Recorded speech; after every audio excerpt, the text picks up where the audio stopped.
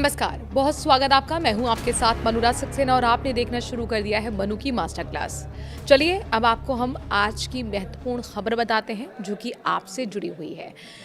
आपकी सैलरी और पेंशन में कब होगा इजाफा, ये 5 बड़े अपडेट सामने आ गए हैं। केंद्रीय कर्मचारियों और पेंशनर्स की नई सैलरी के लिए 8वें वेतन आयोग ने काम तेज कर दिया है।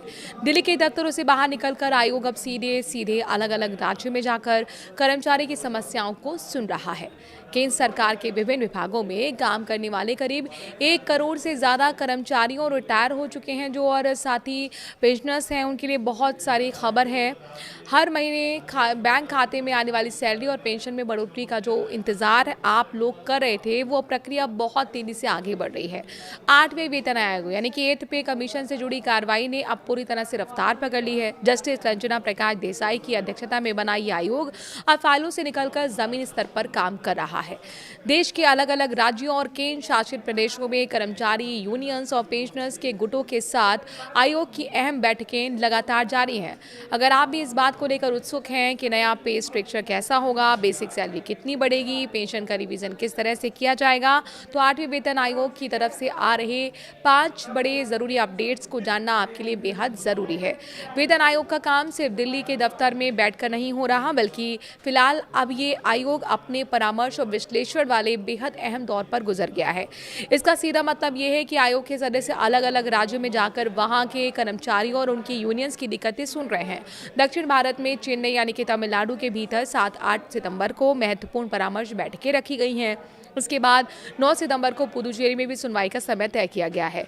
उत्तर भारत की तरफ रुख करें तो चंडीगढ़ में 16 से 18 सितंबर के बीच वहां और आसपास के राज्यों के कर्मचारी संगठन से आमने सामने बैठकर बातचीत होगी। तो वहीं राजस्थान के जयपुर में 31 अगस्त और 1 सितंबर को होने वाली बैठकों के लिए आवेदन जमा करने का काम पूरा किया जा चुका है। सैलरी का नया ढांचा तैयार करने में कोई आसान काम इसे माना नहीं जाता। इसके लिए महंगाई के सूचकांक, देश के आर्थिक हालात और अलग अलग क्षेत्रों से आ रहे वित्तीय प्रस्तावों को बारीकी से समझना होता है। ये इसके पीछे की रिसर्च होती है, पैरामीटर्स होते हैं।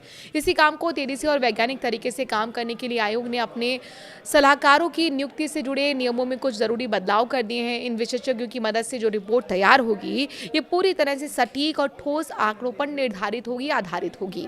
सरकारी कर्मचारी के बीच आजकल सबसे ज्यादा चर्चा फिटमेंट फैक्टर को लेकर हो रही है, क्योंकि इसी से तय होता है कि सैलरी में असल उछाल कितना आएगा।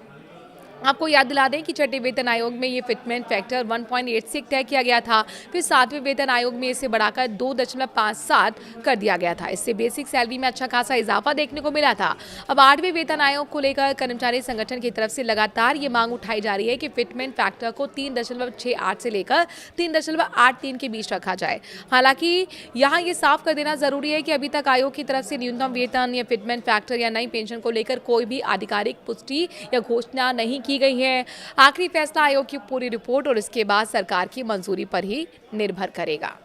इस बार वेतन आयोग की ये साफ मंशा है कि पूरी प्रक्रिया एकदम लोकतांत्रिक तरीके से पारदर्शी रहे और कोई भी फैसला सिर्फ बंद कमरों में लेने के बजाय आयोग हर विभाग के कर्मचारी, प्रतिनिधियों और स्थानीय परिसंघों और पेंशनर्स एसोसिएशंस को पूरा मौका दे रहा है।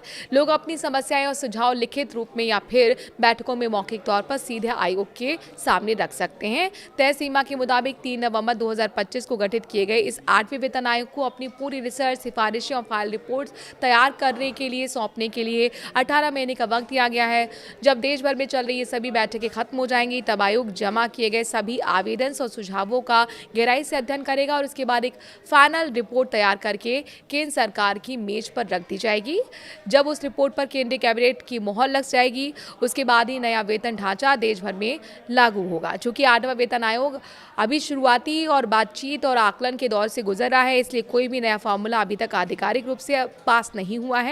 ऐसे में अक्सर कई तरह की अफवाहें भी तेजी से फैल रही हैं। सभी कर्मचारी पेंशन भोगियों को यही सलाह दी जाती है कि वो इधर उधर की बातों पर ध्यान ना दें, बल्कि उसके बजाय पुख्ता जानकारी के लिए सिर्फ 8वें वेतन आयोग के आधिकारिक पोर्टल या वित्त मंत्रालय की तरफ से जारी होने वाले आधिकारिक बयानों पर ही भरोसा करें।